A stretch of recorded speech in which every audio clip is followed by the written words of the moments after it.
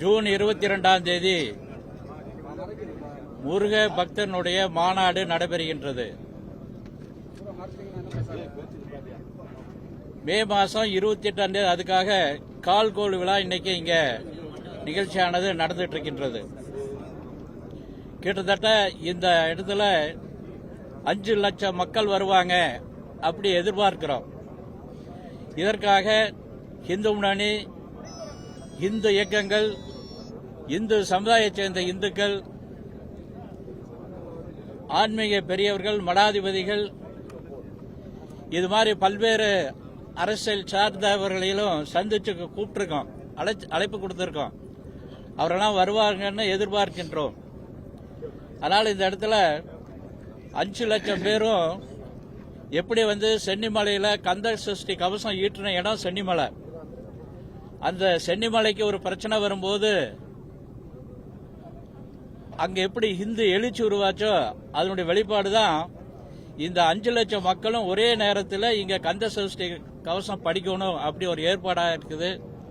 அதுக்கு பின்னாடி திருப்பரங்குன்றத்திலையும் ஒரு இந்து மக்கள் மத்தியில் ஒரு பெரிய எழுச்சியா இருக்குது.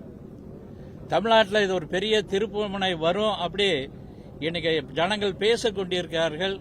நிச்சயமாக அதுக்கான வாய்ப்பு நிறைய தமிழ்நாட்டில் ஏற்பட்டு இருக்கின்றது. அரசியல் மாற்றம் கூட வந்து கொண்டிருக்கின்றது. இன்னைக்கு எல்லா அரசியல் கட்சிக்காரர்களுமே இந்த முருகபக்தனுடைய மாநாட்டை எதிர்நோக்கி கேள்வி கேட்டுட்டு இருக்காங்க.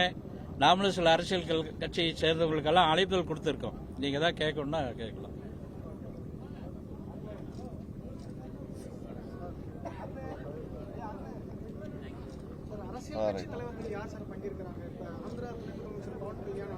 இவங்களுக்கு எல்லாமே அழைப்புகள் கொடுத்திருக்கோம்.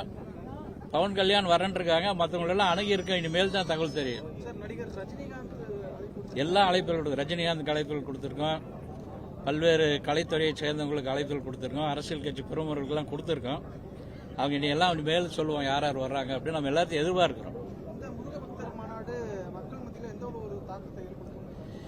பரவலா இன்னைக்கு பேசுறாங்க. இதுக்காக நான் நிறைய அணுகி இருக்காங்க.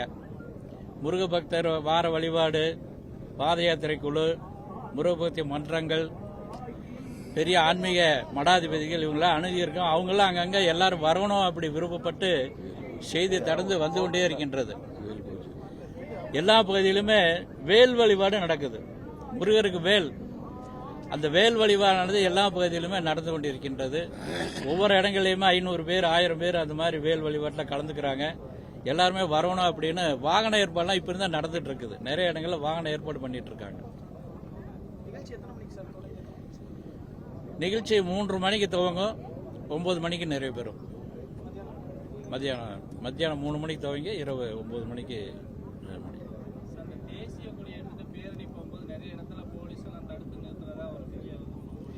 இன்னைக்கு இருக்க அரசாங்கமானது இந்துக்களுக்கு விரோதமான அரசாங்கம், தேசத்துக்கு விரோதமான அரசாங்கம். அதனாலதான் இந்த தேசிய கொடியை எடுத்துட்டு போகக்கூடாதுன்னு சொல்றாங்க. இந்த நாட்டில் தேசிய கொடி எடுத்துட்டு போற கூட இந்த அரசாங்கமானது தடை செய்து இடைஞ்சலா இருக்குது. இதெல்லாம் இந்த மாநாடு ஒரு விடிவை ஏற்படுத்தும், பாடம் சொல்லும்.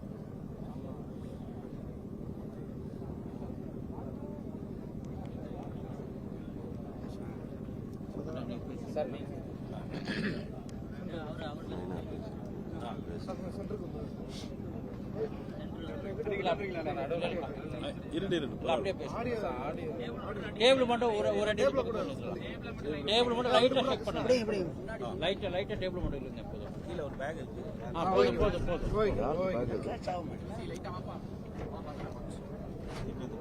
ஓகேவா? வேலுண்டு வினையில்லை, மயிலுண்டு குறைவில்லை, புகனுண்டு குறைவில்லை மனமே. இந்த முருக பாடல் வரிகளுக்கு ஏற்றாற் போல அறுபடை வீடுகள் மட்டும் முருகன் இல்ல, குன்று இருக்கும் இடமெல்லாம் குமர கடவுள் இருப்பார் என்பதற்கு தமிழ் கடவுள் முருகனுக்கு ஒரு மாநாடு நடைபெறுகிறது.